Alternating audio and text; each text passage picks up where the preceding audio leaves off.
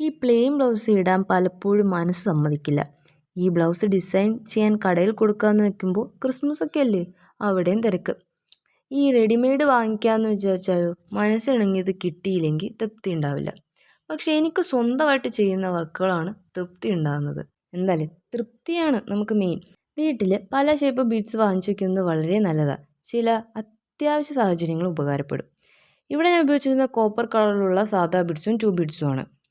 ഇവിടെ കുറച്ച് ക്രിയേറ്റിവിറ്റി ആവാം. സാധാ ബീഡ്സ് വെച്ച് ഒരു ഫ്ലവർ ഷേപ്പിലുള്ളൊരു ഡിസൈനും 2 ബീഡ്സും സാധാ ബീഡ്സ് ഉപയോഗിച്ച് പിന്നെ ഒരു ഫ്ലവർ രൂപത്തിൽ ഏകദേശം ഒരു സൂര്യൻ്റെ ലുക്കൊക്കെ വന്ന്.